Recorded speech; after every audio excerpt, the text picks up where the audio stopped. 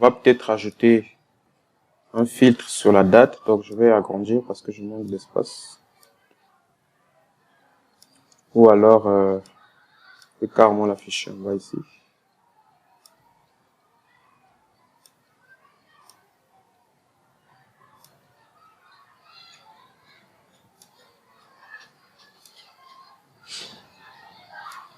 On va déplacer le bouton. On va agrandir ça. On va ajouter finalement je manque beaucoup d'espace. On va agrandir un peu plus ici.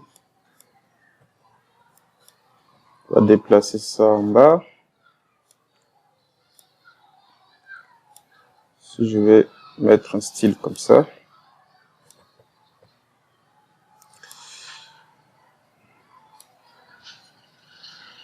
Voilà.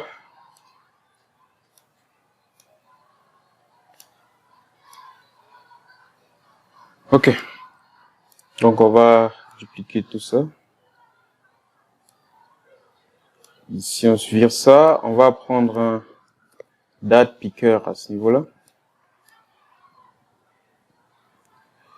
On va le mettre comme police 10. Ici on va mettre période du. Ici, on va changer le formatage de la date. Je veux pas qu'il affiche un long texte. Bon,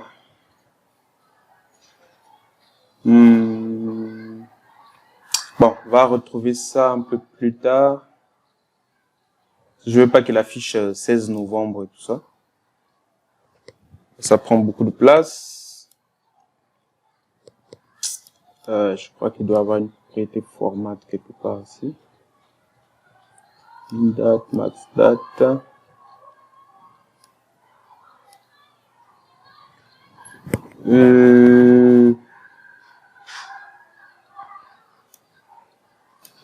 Voilà, j'ai retrouvé la propriété. Ici, on va changer à short.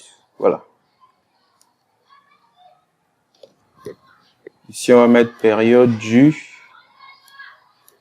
O.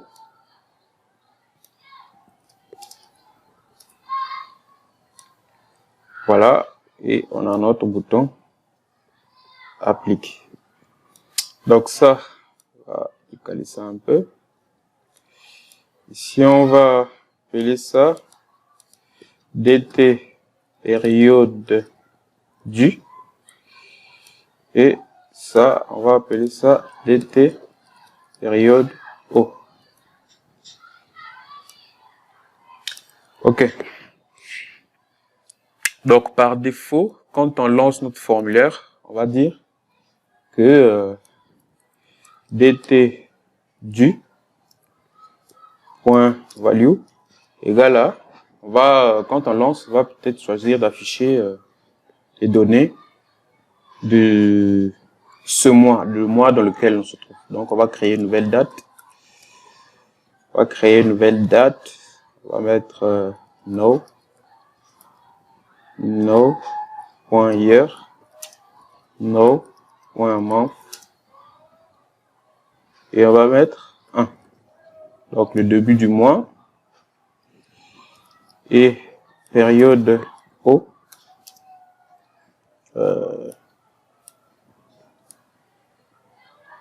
DT période O value égale à, on va récupérer les périodes. Ici j'ai oublié de mettre E période. Donc on va récupérer en fait on va récupérer le dernier jour du mois. Pour récupérer le dernier jour du mois, on va faire no.add-month.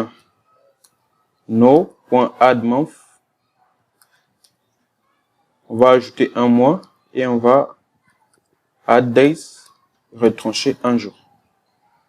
Ok? On va créer une nouvelle date. c'est notre hier, le mois courant, month. Et ici, on va récupérer le mois actuel. On va lui ajouter un mois et lui retirer un jour pour revenir vers le dernier jour en fait du mois. Voilà. Si je lance, voilà, on a bien du 1er 11 au 15 11. Qu'est-ce qu'il fait là?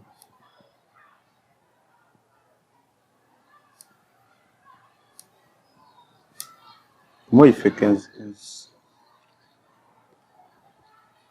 Non, on va récupérer la début du période ici, je fais pas non. Voilà. Le début du mois, on ajoute, début du mois, on ajoute un mois, on retranche un jour et on récupère le jour. Okay. Voilà, on a le 1er 11 au 31 11. Donc, il ne reste plus qu'à récupérer en fait ces différentes dates. Ici, on va déclarer une variable bool dim as filter as boolean égale à false. Si on va dire as filter égale à true, donc il y a un filtre. Si on vérifie if as filter, on récupère notre requête SQL, on lui rajoute. S'il n'y a pas de filtre, on rajoute un where. Ici, c'est plutôt true. Et à la fin, on prend SQL, on fait plus égal. Là, c'est true. Plus égal. Là, on va faire date de p.date pointage between D1 période O, période du and période O. Donc on fait command.parameters.add with value période du, on récupère dt période du point value et ici on fait période O dt période O point value. Ok. Là, je vais juste afficher la requête SQL en message box pour voir SQL pour être sûr qu'on n'a pas des erreurs. Je lance. On a select concat with as a where date between ça. Ok. On a bien le truc. On ajoute ça. Piqué. Non. Ici, on doit ajouter and. On a oublié le and ici. La preuve, c'est que si on lance, on a une erreur ici. Là, on a mis là. Else. SQL plus égal and. Ok. Donc, on lance. Là, c'est bon. Sélectionne. Cliquez. C'est bon, ça marche. Si je sélectionne une période qui est incorrecte, il n'affiche rien, il fait bien le filtre. C'est bon. On va enlever le truc. On va juste récupérer nos périodes du et au là. C'est où déjà? Attention. C'est ici.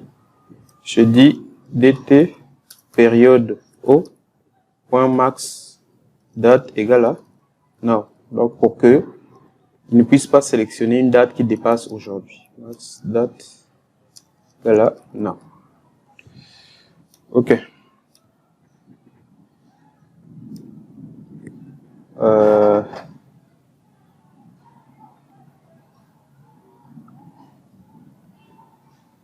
Non. Ici, période O ici, c'est pas nécessaire de mettre la limitation. Ok. Ici, you have error.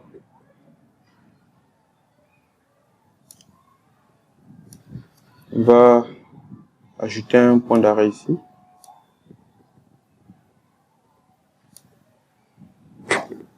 Select ID as a John. Loyer. Where, ici, on a une petite erreur.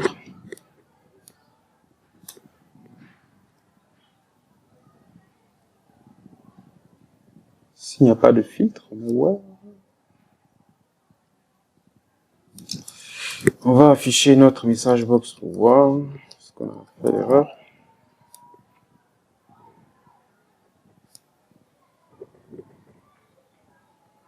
Pourquoi on a un where vide?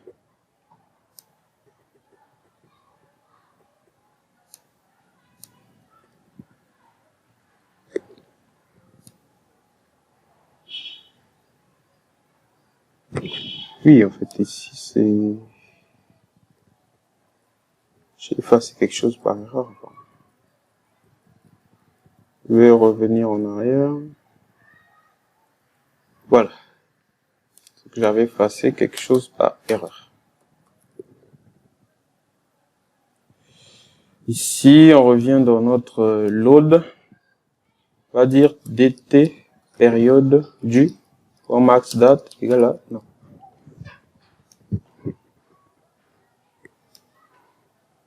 Ok. Donc du, je peux pas sélectionner au-delà d'aujourd'hui. Je sélectionne, voilà. Et sélectionner un employé. Ah bon, là pour le coup, on va changer un peu le bouton appliquer. Si on n'a pas besoin de ça, en fait, on va juste faire load data.